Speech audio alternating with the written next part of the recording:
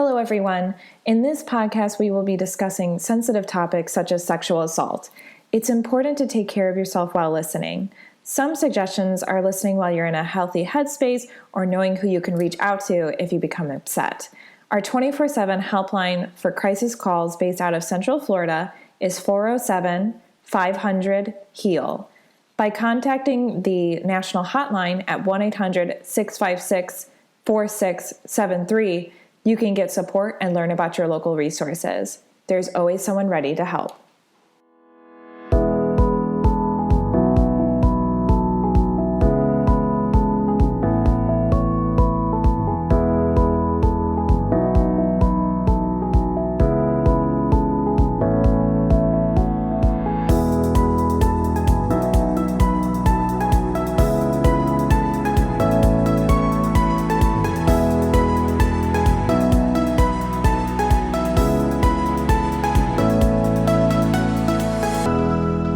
Welcome to the Victim Service Center podcast. Here we sit down with professionals that serve survivors and victims of trauma or those who've experienced violence and have conversations about social issues. This week, we are talking about the art of vulnerability and genuine connection. My name is Emilie Mitchell. My pronouns are she, her, and I'm the education coordinator at the Victim Service Center of Central Florida. With me today, I have Paula Lupton. Paula uses she, her pronouns and is the head of clinical operations at Positive Behavioral Solutions. She has been in the field of social work for over 19 years in the Central Florida area and is specialized in working with trauma-informed systems, LGBTQ plus clients and their rights, child welfare, working with individuals in crisis, and building strong communities. As a native of Orlando, her focus has been on strengthening the community through education and increasing awareness of mental health, as well as sharing her passion for working with expressive arts as a medium for healing. Paula is currently a fellowship student at Crealde Art School with a focus on abstract art and facilitating the Creative Conscious group bi-monthly here at PBS. Her favorite self-care activities are reading, traveling, painting, and crafting. So Paula, thank you so much for being here on the podcast today. Thank you for having me. I'm really excited to be here. And I also have joining us Juanita Carbajal. Juanita uses she, her, Ella pronouns and is the Marketing and Community Relations Director at Positive Behavioral Solutions. She has over 8 years experience working in the mental health community and is passionate about educating communities and reducing the stigma affiliated with mental health. Juanita is currently a graduate student in the Masters of Public Health program at the University of Florida and also teaches beginners yoga at Altamont Springs Yoga Studio. Her favorite self-care activities are running, traveling, Disney, and yoga. So Juanita, thank you as well for coming onto the podcast. Yes, thank you for having me. I'm really excited to have this really interesting discussion with you both. As a very brief introduction, as you all know, we're joined by two amazing mental health professionals from Positive Behavioral Solutions to talk about the power of vulnerability and genuine connection as it relates to healing, how trauma may have an effect on these two concepts, and ways we can foster resilience and cope together. So with that, to start off, could both of you talk a little bit about yourselves and the work that you do? Okay, well, so I've been in the field for a long time. I actually started off working as a victim advocate while I was in school.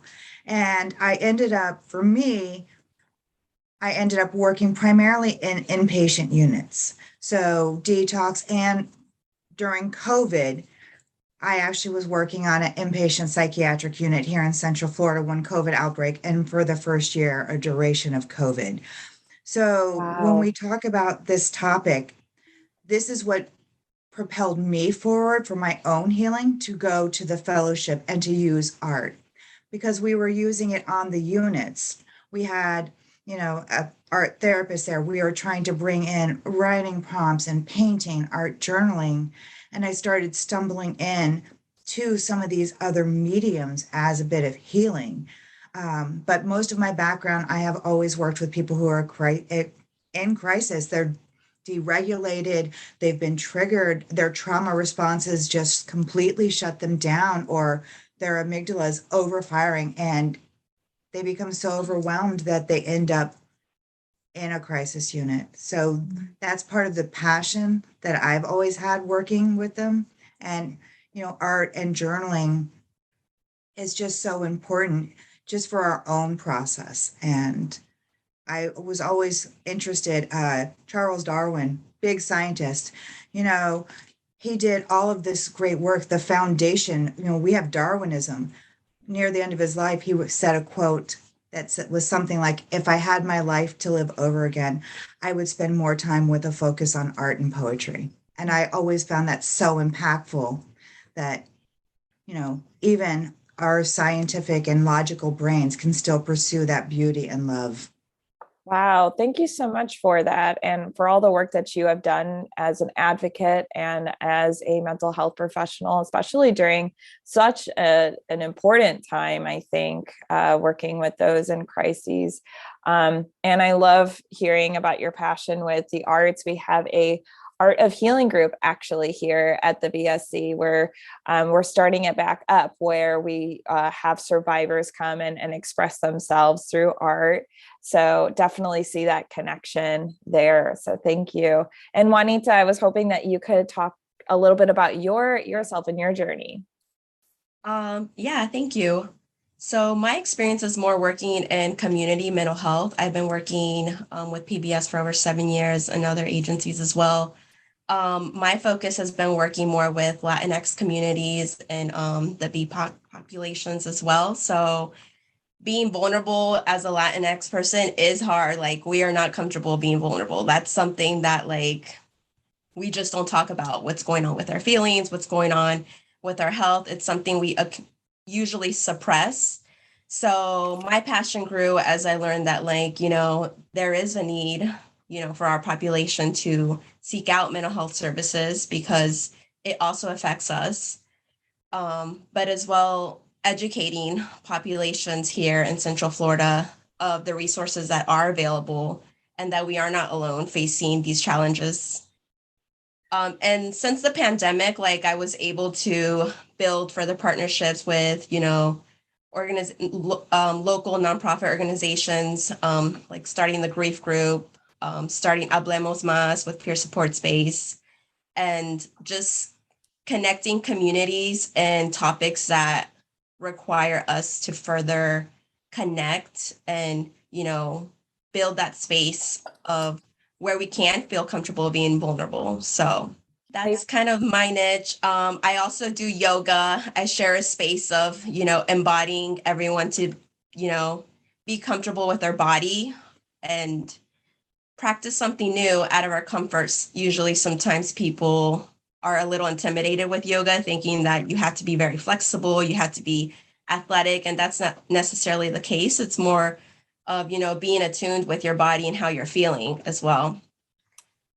Absolutely. Thank you so much. And I'm so glad that you brought up vulnerability as it pertains to the Latinx community. I hope that we dive a little bit more into that too with today's topic. And I always love peer support space. So shout out to peer support space. And while you're talking about yoga, I was thinking that does also come with some vulnerability too, which is what we're talking about today. And I know that, when we were meeting to talk about, like, oh, what are some possible topics that we want to cover on a podcast, because we both wanted to have you all on. I wanted to hear a little bit about your inspiration for today's topic on vulnerability and genuine connection. Okay.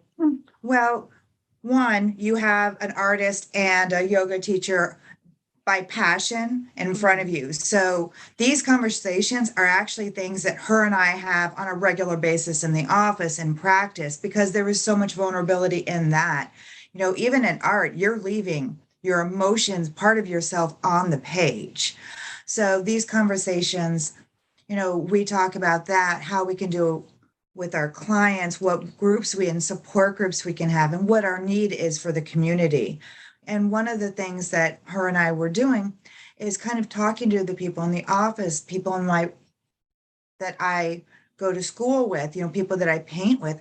What is vulnerability? What is connectivity? And then, not just for mental health, what do people who aren't in this field thinking of it? And yeah, and also like we wanted to make awareness that just because you are in the mental health field doesn't mean that we suppress our own emotions. So like building connection, with our own vulnerabilities, sharing that stance, and practicing that as well. How to be vulnerable with different communities, sharing enough, but also sharing in a sense where you can connect and build relationships with one another. And also, Absolutely. it's definitely out of our comfort zones. Paula was like, you picked the hardest topic. And I was like, yeah, but it's a topic that we both will grow from because, being vulnerable is something that like we aren't taught in school. We aren't like sometimes our family doesn't teach us that. They usually are like, oh, like, why are you feeling too much? Go in your room, or, I don't have time for that, or, go journal, do something. And, talking about your feelings, talking about things that are going on in your life, like not a lot of people respond well. And, we're also kind of raised, like I was raised with that, you know, pull yourself up by the bootstraps, put on your game face, with that way that it doesn't matter what you're feeling, you need to suck up and go forward. So, when I said this was a hard topic, this is something that even in the mental health field, even us with our own passions, there is still that feeling when you hear the word vulnerability. And that's kind of where we wanted to start with was, you know, kind of just the way her and I look at things with vulnerability. We look at vulnerability and authenticity and we kind of marry those. We have to be authentic with our vulnerable. I don't want to walk in and be like, yes, I'm vulnerable. Here, let me tell you all this. And it be more of this scripted or this narcissistic view. The most important thing we have to start with is who we are authentically. So that is one of the biggest things that we started with. But also, when we talk about vulnerability and connections, we have to have some amount of vulnerability in order to have or share any kind of connections, even if they're just casual conversation, elevator talks. We have to have a bit of vulnerability so we share those moments together so that we can be present with them. But in order for us to build connections, in order for us to heal, when you've been wounded, when you're recovering, when you want to rebuild those bridges, we have to know that healing is something that we do by having those vulnerable moments. So we have to let our guard down and know that we've found a way to go back to that safety. We have to grow from a place of safety and boundaries because we can't just live in a bubble. Healing means that we have to rebuild those neural pathways. And what the pandemic kind of did is just put everyone in a big bubble and then isolate them in their own bubble. And we've lost a lot of that genuine connectivity, those social skills, those coping skills that work in everyday life. You talk about people who are used to going to trauma support groups, maybe NA groups, they go to the gym 6 days a week, something simple for a mom that they would have that hour alone to go grocery shopping. That was taken away from us. That bit of self-care, that bit of connectivity, that bit of ourselves. And that's how this pandemic kind of also impacted our trauma brains, our vulnerability, and our authenticity, and our just general way we view the world. It also shifted the way that we connect. I think we look at the things that were taken away from us, but it also brought in a different sense of, now there's an opportunity to connect virtually, whereas, that wasn't an option before. So connecting virtually sometimes is like, a little bit more difficult, challenging for some populations, but for some, it's like, it works. So now we're finding like that healthy balance of like, hey, it works for some people, but some people still need that one-on-one interaction face-to-face. And we're adjusting to that. We're adjusting to, seeing all these new events pop up. And you're like, wow, we went from having 0 events to now you see events like almost every other day. And you're just like, am I ready for this? Am I ready to reintegrate myself with the community? And like, what do I say? How do I connect? So you're going through your own inner dialogue of being like, is this the new normal? Is this okay? Because I've been isolated for so long that being social is different now. That's such a good point, Juanita, because yeah, that's what I'm feeling too. And what I'm hearing is it seems like everything was kind of on pause and now everything's happening at once. And it's just been an overwhelming time in a variety of different ways. And I appreciate you all kind of highlighting these really specific examples of how COVID has affected people's coping, has affected people's connectivity. And we've been talking about these different terms, and I think it might be helpful to just kind of define them. So how would you actually define genuine connection as it either relates to the mental health field or just in general? What does it mean to actually have an authentic or genuine connection?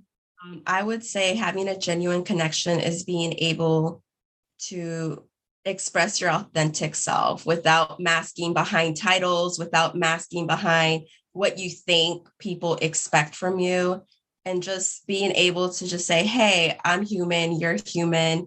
We have this shared experience that we've all faced. We all, experience a level of grief.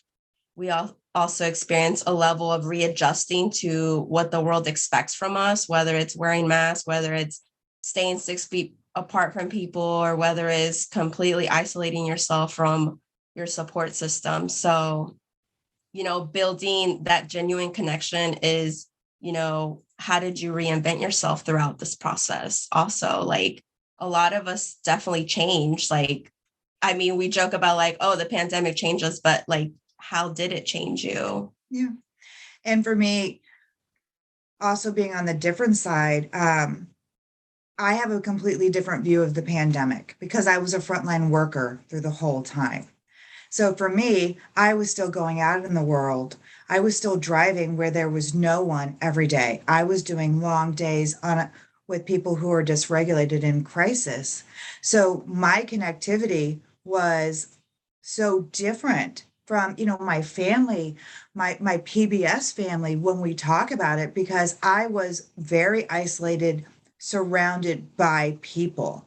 So there was not that there was no connectivity because the only thing we had is, the few of us that were there, the staff, we kind of connected as best as we could. But the point is we were there to help other people stabilize, to get back on their grounding. So our purpose was kind of out there swimming with other people in crisis. So then you come home and you looked on social media. For me, looking on social media where everyone was like, oh, I'm so alone. And I'm thinking what I would give for a day alone. But yeah, that first frontline workers mindset.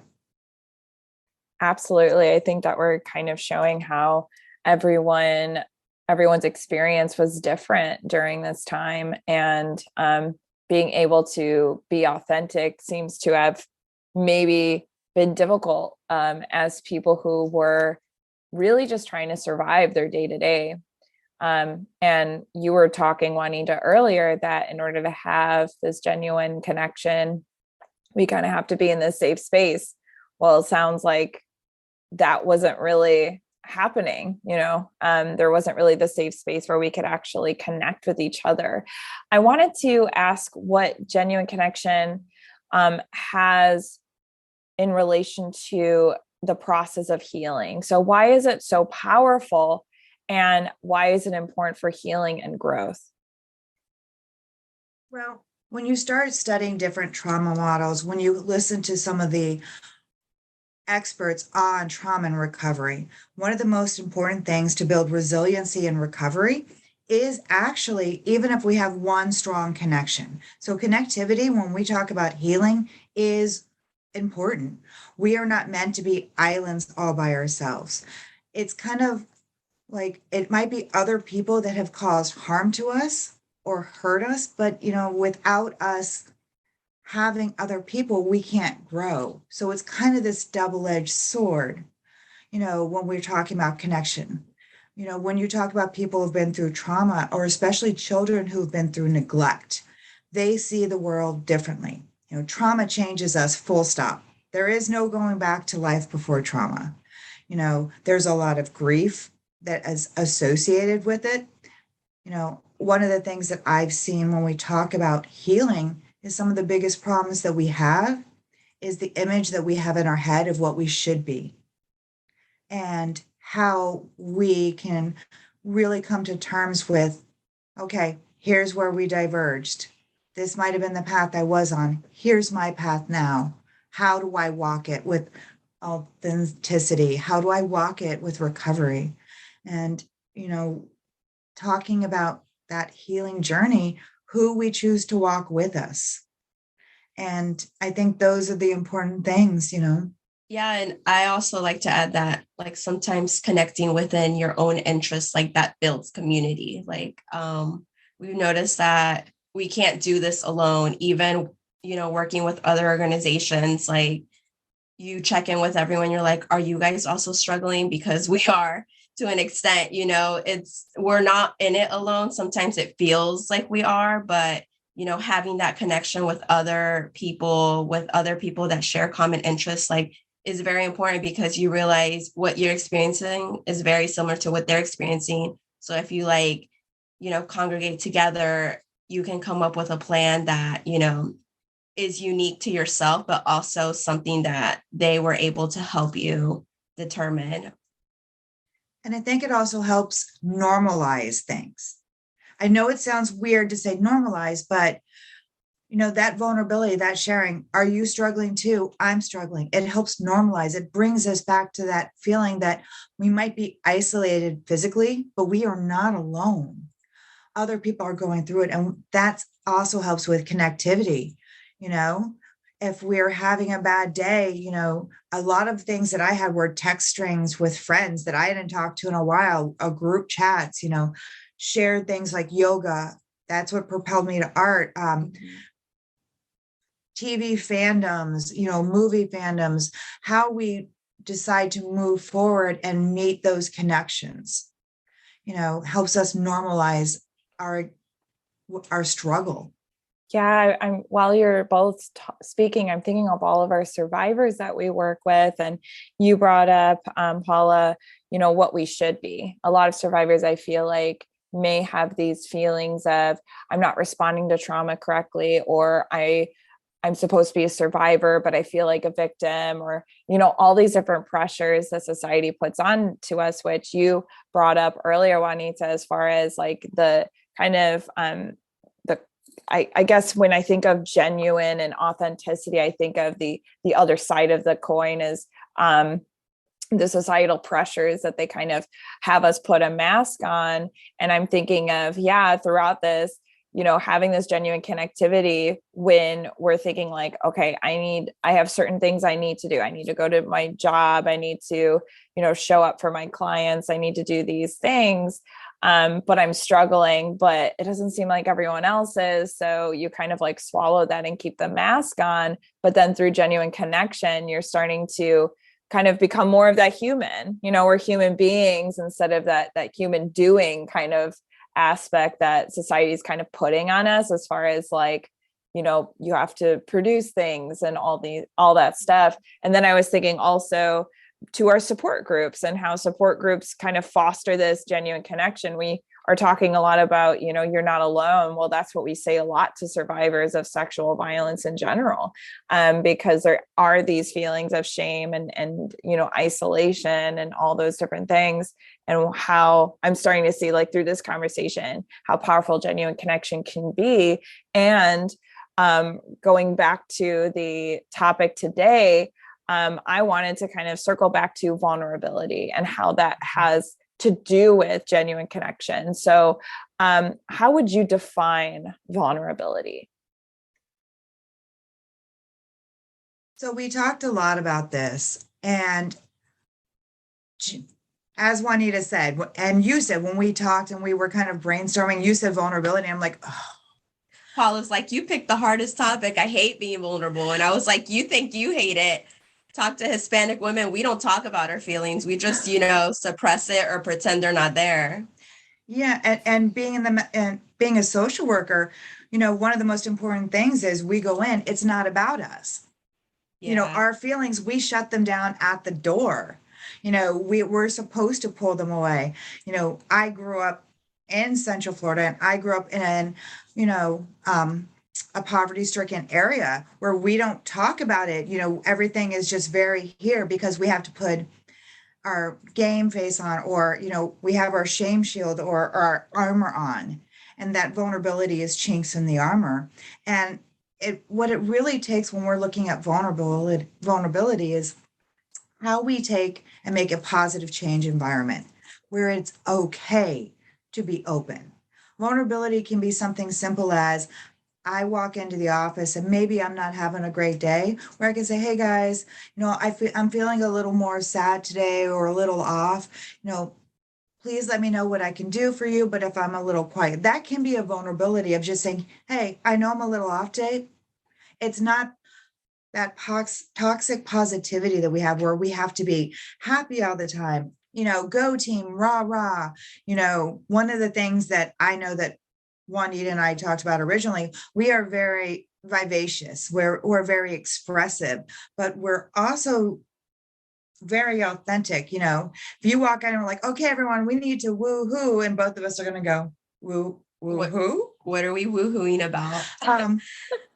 We need to have that passion. And I think vulnerability is that ability for us to have connections, to talk about our feelings, like she said, to express our opinions and ideas in a safe way. Yeah. And then just shifting from thinking that being vulnerable is a weakness, like it's actually, a strength that we, you're able to express what's really going on versus suppressing it. And you're able to, be real with yourself, not just hide between what society expects from you, but just be like, it's just been a hard day.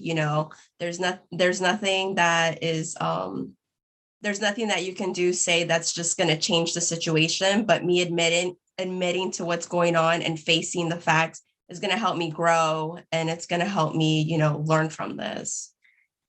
And when we talk about healing, I want everyone to know, I'm not saying, okay, drop your armor, be vulnerable and go out in the world. Right. Vulnerability comes, one is practice. I mean, we have to practice. It's kind of like those baby steps.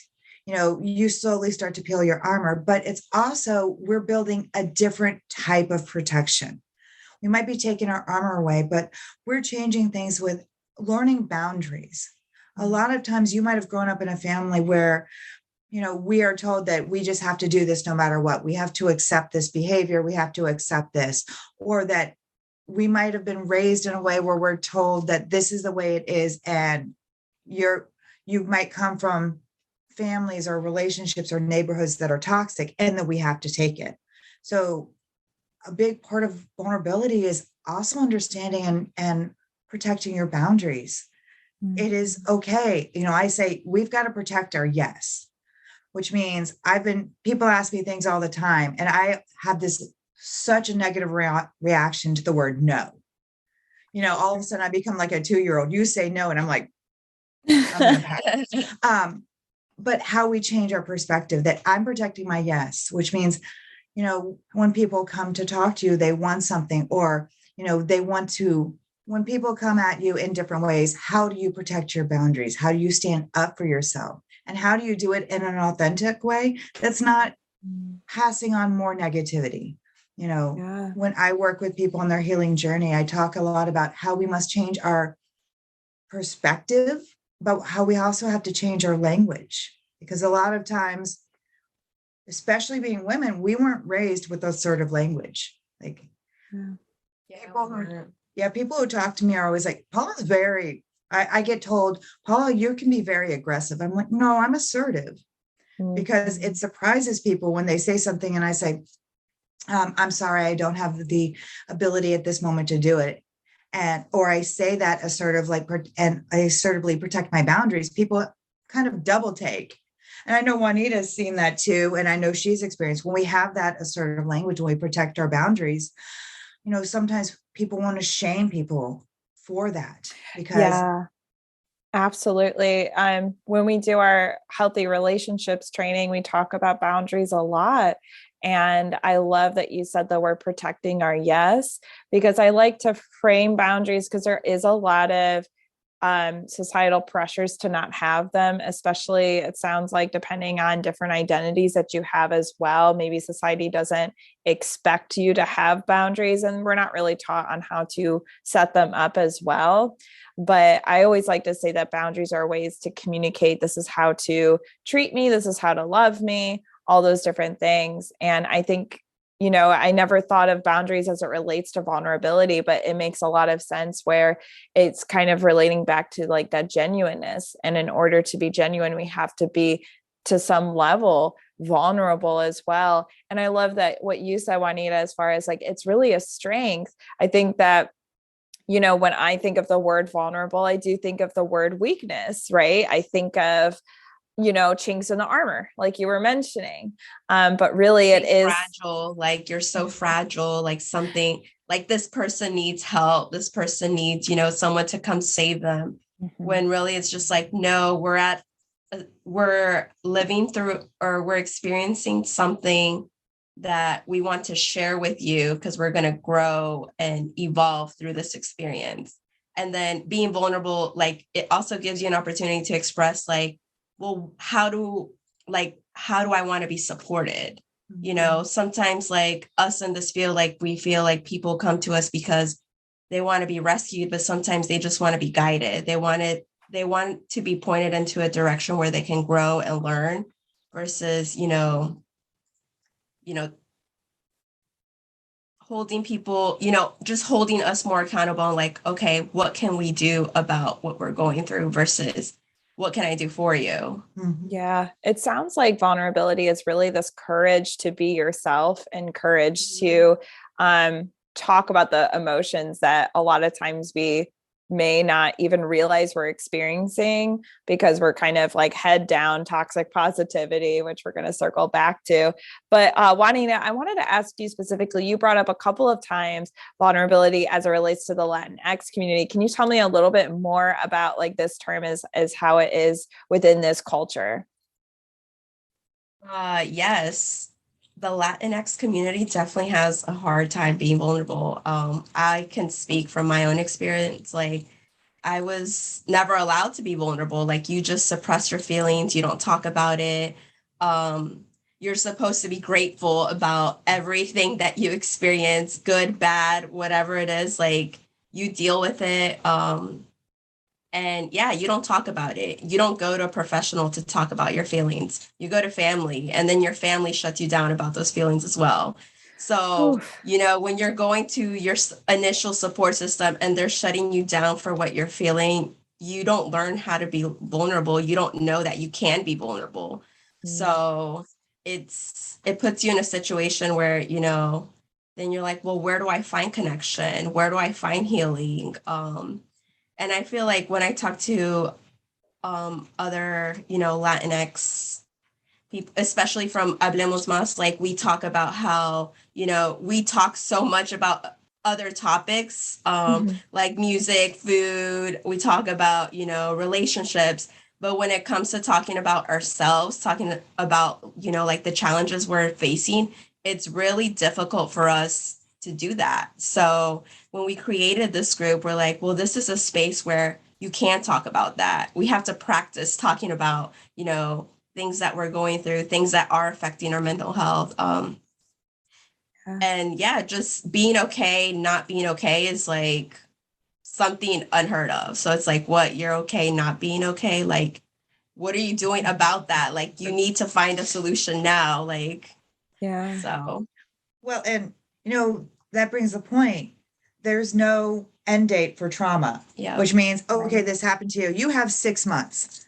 There Right. is no trauma, changes us, and we all have to be on our own journey. And just to go off of what you said, we all have to re-find our voice or find our voice for our first time, because a lot of times, and from what I know, talking with Juanita and from what you said, we have to figure out how to stand up for ourselves, how to talk, how to let people know, again, how we should be treated, or that we can love somebody, but understand that they are not the person that we need to be around Yeah. because they don't respect our boundaries. They don't let us have a voice. Because when we don't have a voice, when we can't speak, it just kind of builds inside of us like Yeah. a Festers. hollow pit because now Yeah. we have no way to let it out. We have no way to heal. We have no way to recover. Yeah, I really appreciate that. Thank you for sharing more about the Latinx community too, specifically with that. I was hearing while you were talking to Juanita about kind of like being shut down with, expressing your emotions. It kind of comes with this shame of emotions in general, but then it kind of becomes a shame of being your authentic self. And so you're like, well, I always have to buck her up, buttercup kind of situation, which is, toxic positivity. But I wanted to ask a little bit about, and we talked about like the concept of safe spaces and how that can relate to it. And but before we get to that, I wanted to ask about this particular term that I came across, because of course, sharing your feelings and being authentic and vulnerable with people, we obviously see this healing. But are there times where there's like unhealthy kind of things going on as it relates to, vulnerability, as far as, for example, a term that I came across was trauma dumping? Okay, so yes, trauma dumping was something I understand the concept now, but I had not heard the term. So, trauma dumping is basically a complete overshare. I mean, it is just everything just gets dropped right on. And it sometimes it happens to unsuspecting people where you're like, wait, where did this happen? What happened? So when we talk about that oversharing, I'm going to say that there are some good places for trauma dumping. It all depends on context. And that's one of the most important things that I can say, such as when we're feeling triggered, when we're feeling overwhelmed. Part of our journey might be journaling or painting. I've worked with people who paint, they take their background, their paint, and then they trauma dump and write everything like words on their painting.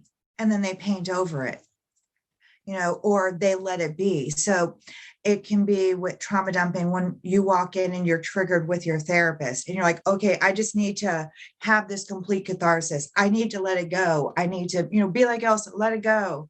And, it can be that cathartic thing. Yeah. I think trauma dumping can become very different if we're looking at things like you're trauma dumping, like you're in the grocery store and someone's like, hey, look at those. Can you hand me those tomatoes? And you're like, so blah, blah, blah, blah, blah. Right. Yeah.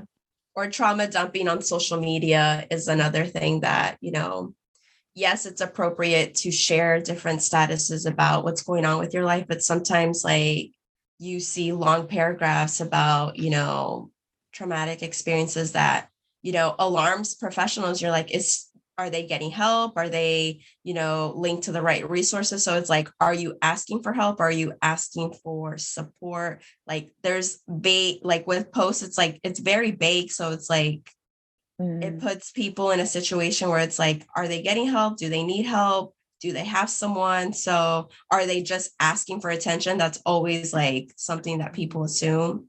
Yeah. So like Paula was saying, it's like there are, appropriate, trauma dumping coping mechanisms of using art, using, expressing it, releasing it out of your body, doing some sort of exercise, stuff like that. But sometimes if you're going to the wrong people or, a casual person that doesn't know you is uncomfortable, like it puts them in a situation where it's like, well, what do we do now? Like, that awkward feeling of like, is this something that I need to report? Like, we're all mandated reporters here in Florida. So it's just like, well, what do we do from here? Or did someone already do something? Yeah. And I think it goes back to boundaries too, where, we should normalize emotional boundaries too. It's the people in our lives where you're like, hey, I really want to vent about this thing.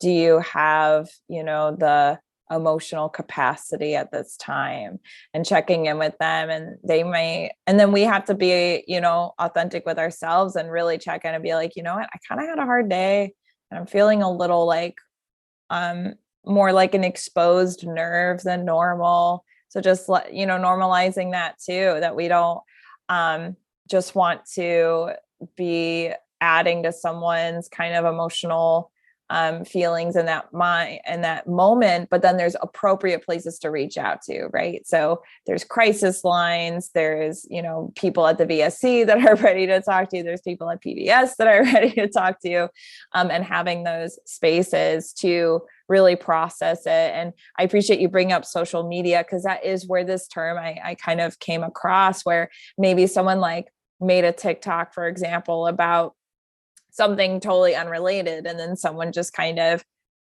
talks about their trauma and then kind of dips out of the comment section. And I think that can, one, be really triggering for other survivors. So keep that in mind too.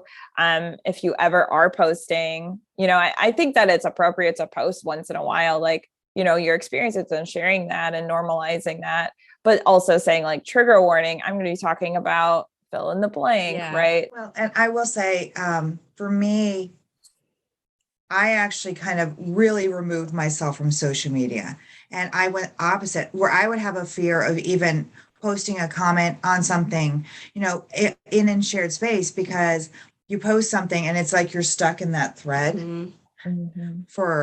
and I would see just a lot of arguments back and forth, oversharing and all of this. And I would feel like panic, like, oh my gosh, what did I do? I just said, wow, this is great. Congratulations.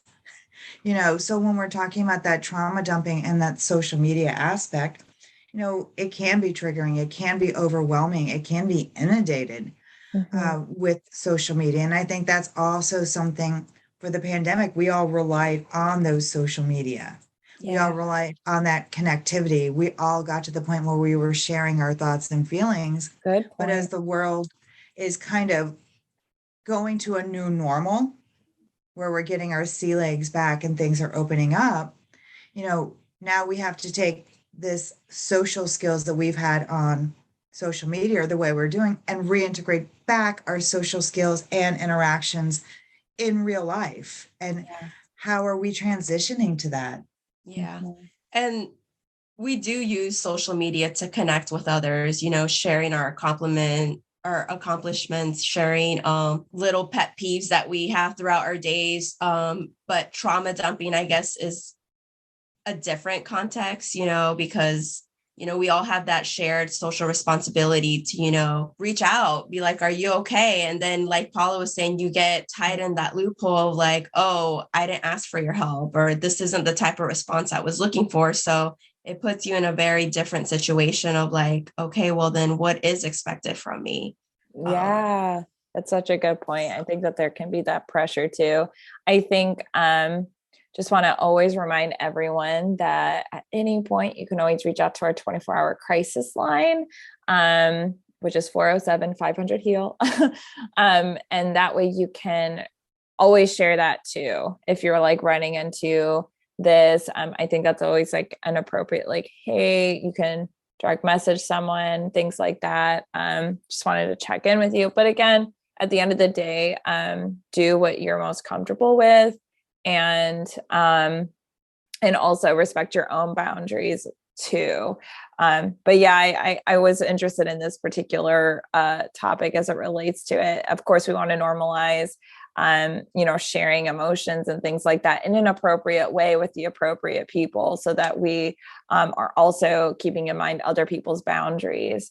I wanted to ask you specifically, we talked a little bit about safe spaces. But I wanted to also kind of move forward and ask how trauma can maybe impact a client's ability to be vulnerable. Can it take clients a long time before they are vulnerable in a therapeutic relationship? Yes. So we all know that we have trauma responses. We have fight, we have flight, we have freeze, we have fawn. So depending on those types of trauma responses, if we are down in our like lizard brain, or if we're down in that survival brain, we are not going to be vulnerable. Like we're like vulnerable. No, fight, survive, shut down. We are only thinking about surviving. In order for us to have authenticity, to like work on sharing our feelings, to have vulnerability, or to set up like even boundaries, healthy boundaries, we have to come from a place where we feel safe. We have to be out of that survival brain, because these are higher brain functionings. In survival, we're talking Maslow's basic hierarchy of need. We're like food, shelter, safe. And then those trauma responses can also dictate how we see other people in a relationship. We might go, oh my gosh, they all they want to do is fight. They're argumentative, they're aggressive, when that's actually their trauma response is fight, because they think, oh, well, if I'm aggressive, if I'm the big bad, if I'm yell, you can't hurt me, you can't get close to me. Or we have like the other spectrum of fawn. We have people that maybe act a little more over sexualized or have that regressive type thing because that's their survival. And they sometimes that thought might be that their connection is that physical intimacy or sex, but it's not actually vulnerability or connectivity. It's can be just that physical moment. Absolutely. Yeah.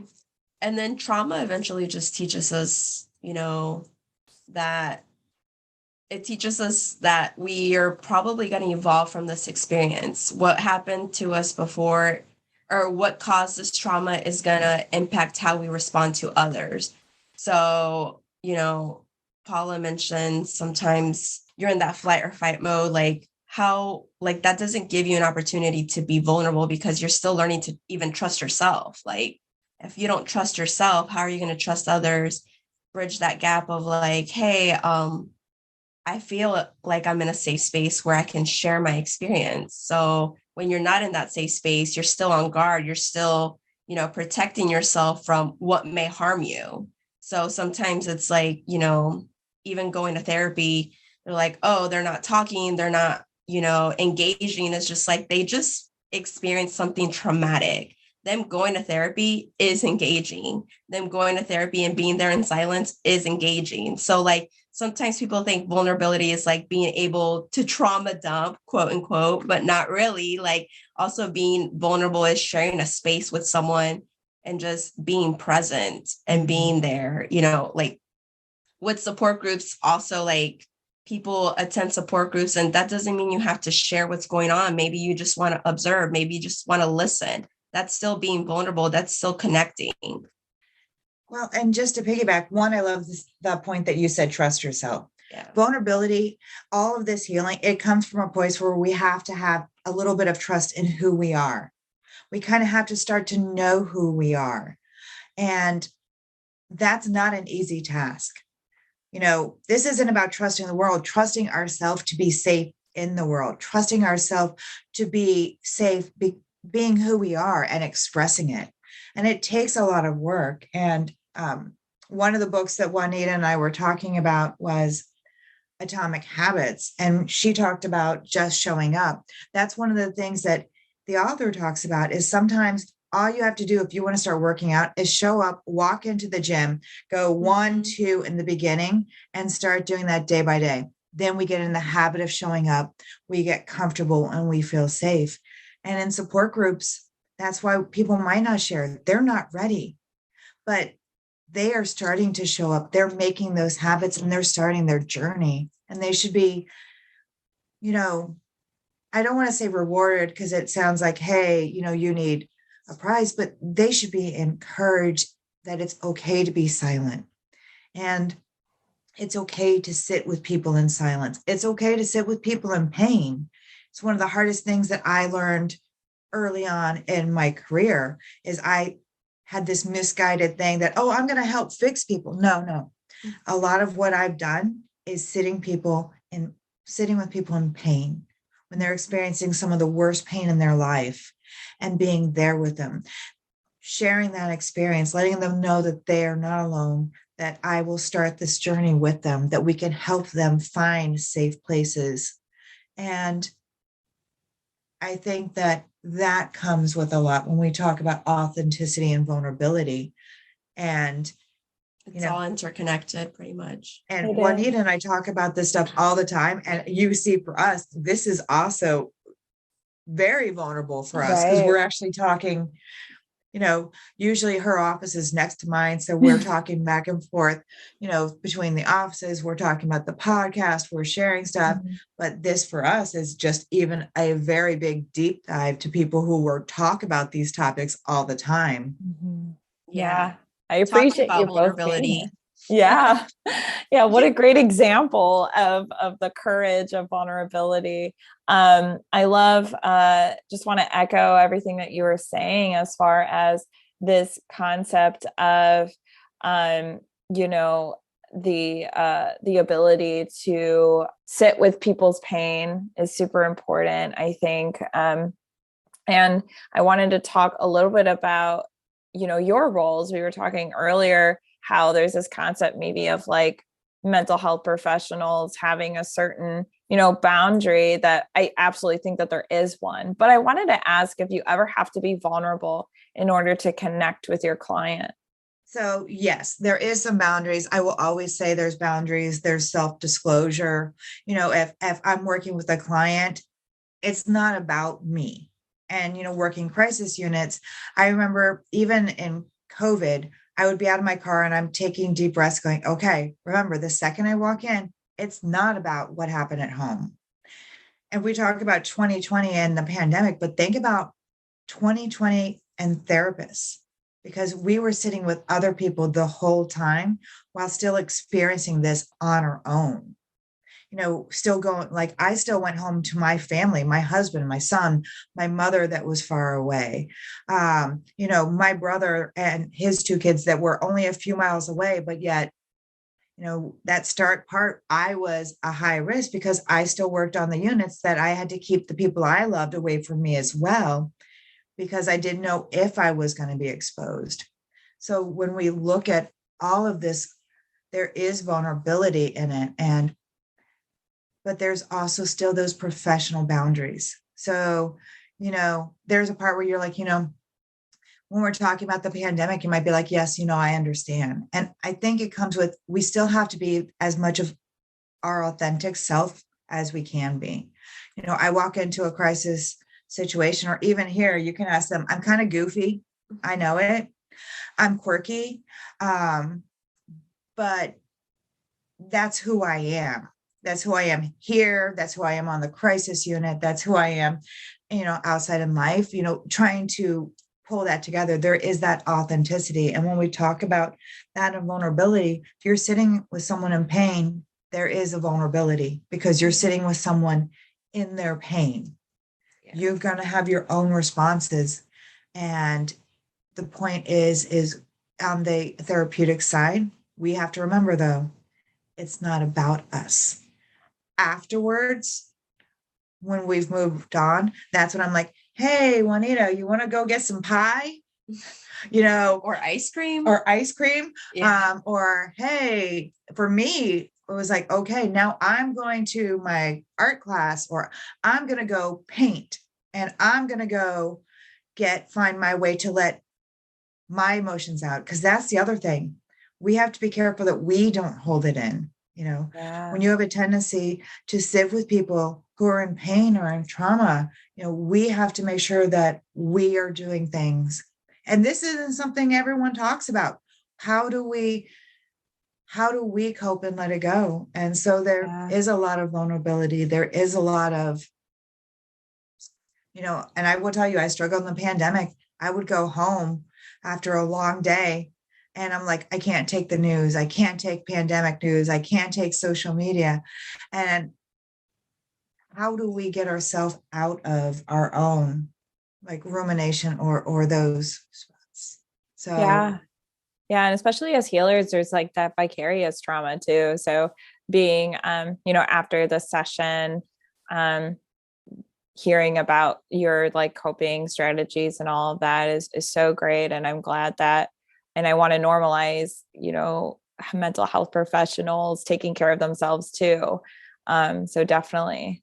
Juanita, was there anything that you wanted to add on, feelings of vulnerability as, a professional? Yeah, just, being vulnerable is also being true to who you are. So presenting yourself as, maybe I'm not at my best, but I'm here sharing the space with you. I think that's something that we learned throughout this pandemic is like, we're all struggling, or we all struggle to an extent. So, I'm not coming here thinking that I know more or do more or, have mastered all the coping skills, in therapy. Like, just because we're really good at educating other people on how to cope doesn't mean that we're practicing that. Like sometimes I have to remind myself, do something that you love, do something, for yourself, not because it's for your job. Like we're just so used to, like helping others that some of us forgot that, we have to help ourselves first to help others. And, the pandemic, we're all in like survival mode. We're all in rescue mode. We're all in like, this is a different way for everyone. So being vulnerable, like I think this, this decade really taught me how to be more vulnerable in general, like with family, friends, peers, and that it's not something to be ashamed of. Totally. So. Yeah. And I just love, so one of the reminder, we have to remind each other, like, okay, let's do a quick, 1 minute meditation, or we have ice cream in our fridge in our office. So that's why she said ice cream. I was wondering that. I was like, what is this insider ice cream at PBS? Yes, we keep our emotional support ice cream in the fridge. Love it. We do. Sometimes you'll hear Juanita say, okay, everyone, let's stretch, let's get up and, stretch. Let's, it is love it.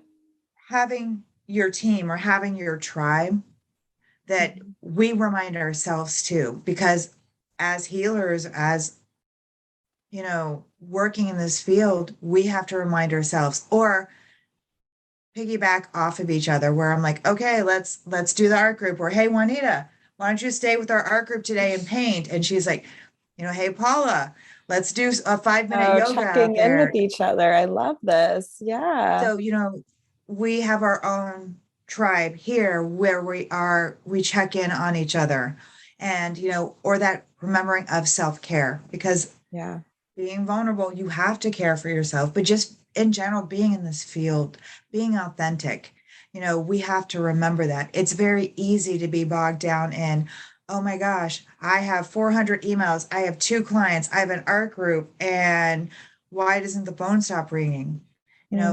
How do we take those steps away and check in and encourage each other? And that's one of the things that I love about coming over to PBS, having the people where we can check in with each other and hold each other accountable, just to, take that 5-minute break if you need it, take that little walk if you need it. Make sure we're eating. Make sure you're eating. Yeah. Because I get hangry. Oh, the Snickers bar kind of commercials come to mind. Yeah. At about 11 o'clock, I'm like, okay, are we eating out? Am I microwaving? I got a meeting at 1. So people know that I'm like, I need to eat but I'm working in crisis. If I didn't eat, how can I take care of someone else if I can't at least eat? Yeah. Just like the basics of self-care. I think a lot of times people kind of forget about, like self-care, of course, has like, yoga and ice cream and all that stuff, but also like just, exercise, and also, just taking care of ourselves physically is also super important too. Just sleep. As like, oh, go ahead. Oh no, I was going to say sleep. Oh, I know. Yeah. Setting up sleep hygiene, setting up routine, sleeping. That is the most important thing. We need rest in order for our brain to be like, okay. Totally. Yeah, totally. And I wanted to also kind of as the final few questions here, we talked a little bit about resilience. So how would you actually define resilience? And how does it kind of relate to trauma survivors and things like that? So when we talk about resilience, resiliency is kind of our ability to handle or move through what we're going through. So when we talk about resiliency, there are different things. Like I've had people say, "Oh, what was that quote? Women are like tea bags. You never know how strong we are until you drop us in hot water." Yeah. But I it love comes that. to the point that sometimes we don't know how resilient we are until we're trying to recover from something. And I think that resiliency can be learned. It can be added in when we talk about this healing journey. So sometimes we have to have those protective factors that our tribe, our check-ins, we might need that kind of support in the beginning to help us on a resilient journey. So just like Yeah. Juanita said, with coping skills, we might have some innate resilience, but we also have to learn how to move forward. Yeah. And I don't think resilience is defined universally. You kind of define what resilience looks for you. So, some people think resilience is bouncing back. I think we've deferred from bouncing back to bouncing forward. Like, do you really want to go back to what you used to be? You kind of want to evolve and move forward into, what you learn from this. Mhm. These experiences that we face, like, they taught us something. Obviously, they taught us maybe to grow, to change our habits, to adapt. It probably taught us that, wow, we are stronger than what we thought. When something traumatic happens to us, like, you don't really prepare for that. There's no Right. way to prepare for trauma. There's ways to evolve from that traumatic experience. And there's ways that, that you learn about yourself.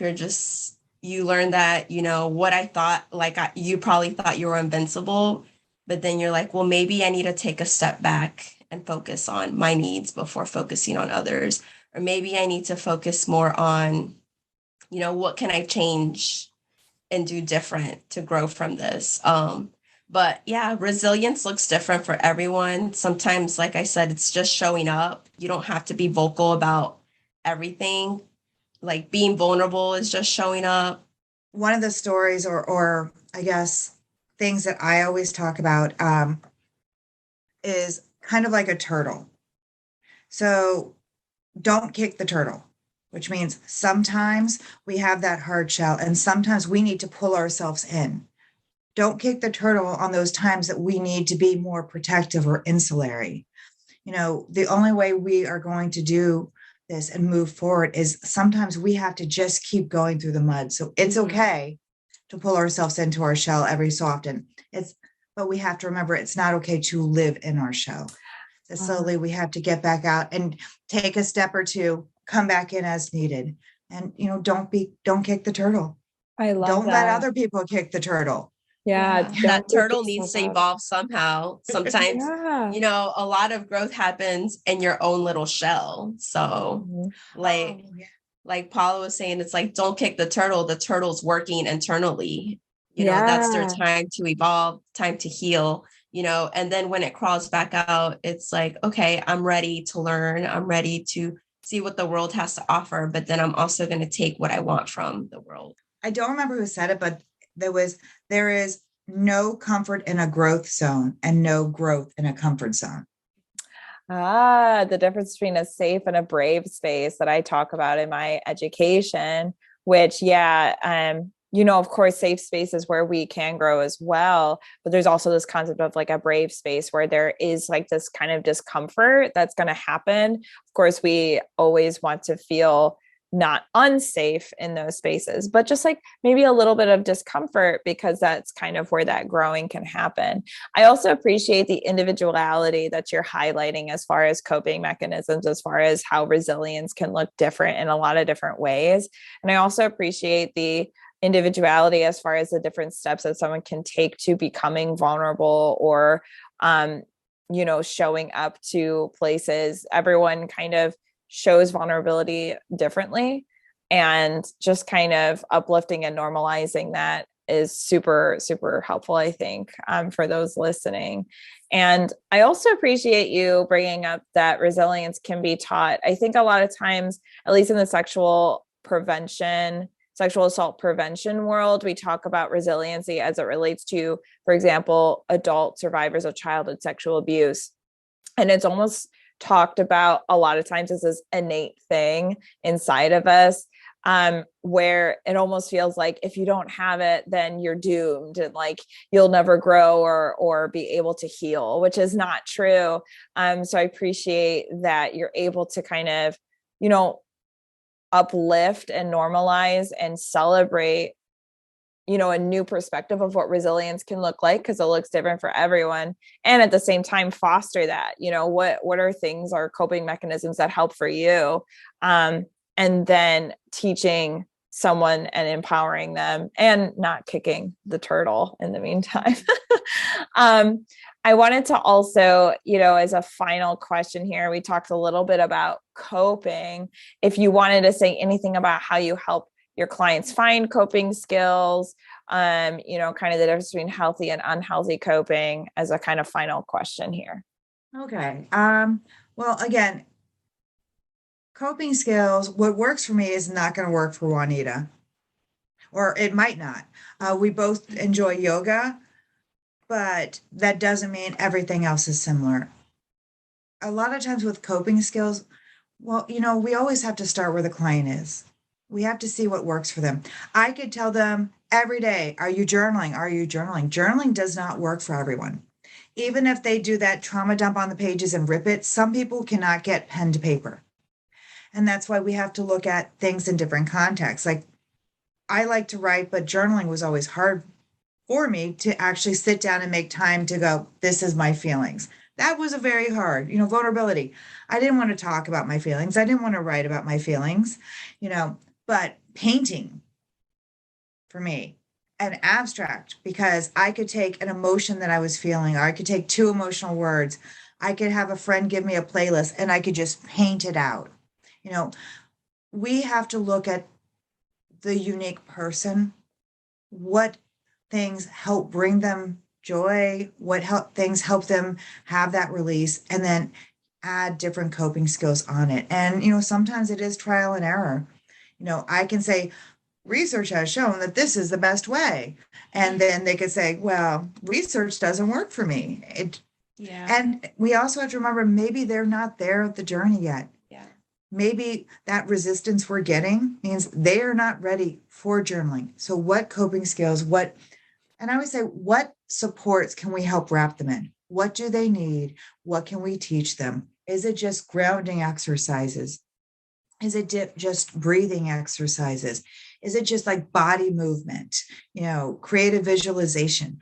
How we need to start them so that they can start building up, Yeah.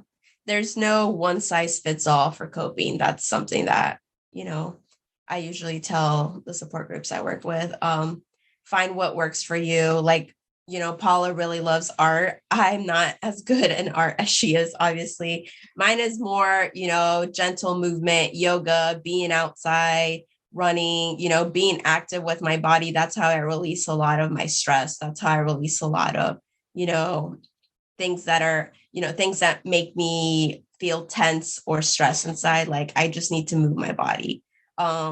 Being cooped up, like that's when, like, I realize, okay, it's time for me to stretch. It's time for me to like get off my seat, do something.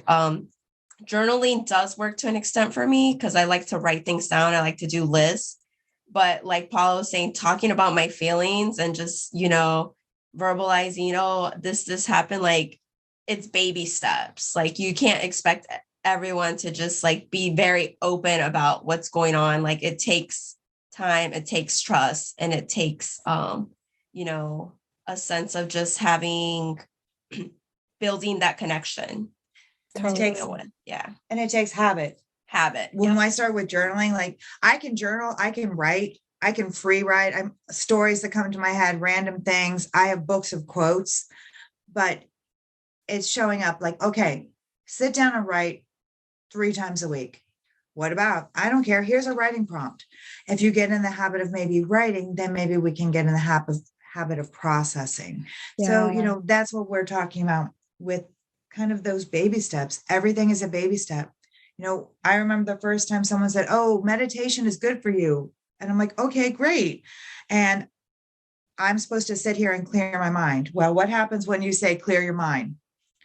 A lot of things come up. Yeah. Is the garage open? Did I send that check off? What was on my email? Do penguins have knees? You know, people, we have to remember that meditation is great, but we don't start off with that point where we can clear our mind. We have to start those baby steps. Like it's okay to have those thoughts. You know, Juanita reminds me of that too. Okay. When we're doing visualization things, okay, clear your mind. Let every thought that comes in just float away. Gotcha.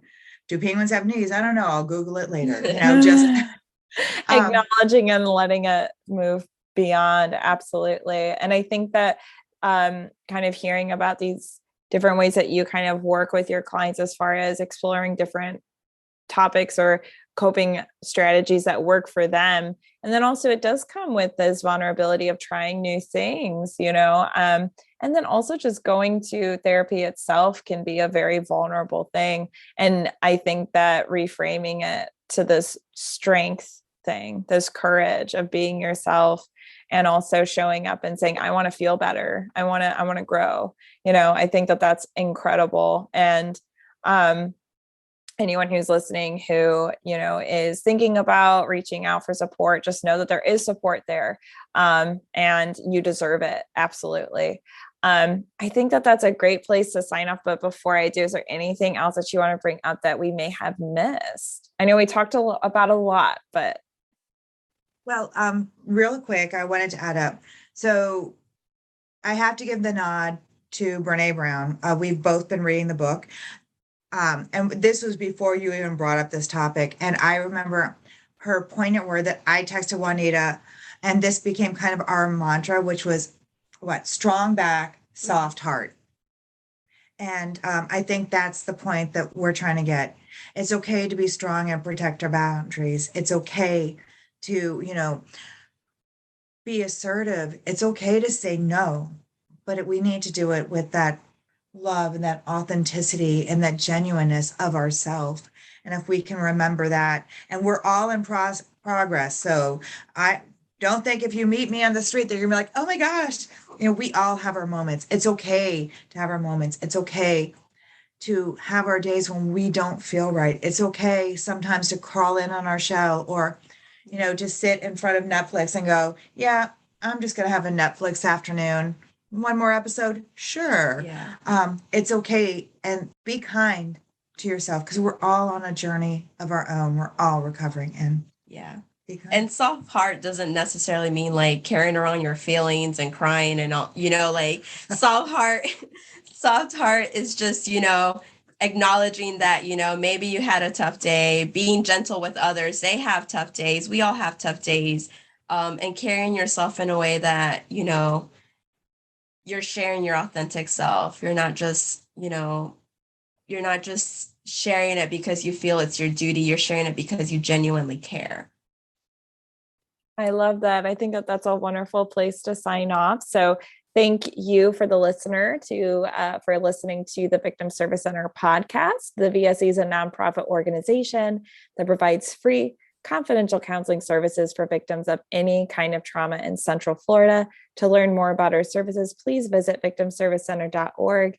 And to everyone listening, healing is not linear and you are not alone. And thank you so much, Juanita and Paula, for joining me today. I really appreciate it. Thank you. Thank you for having us.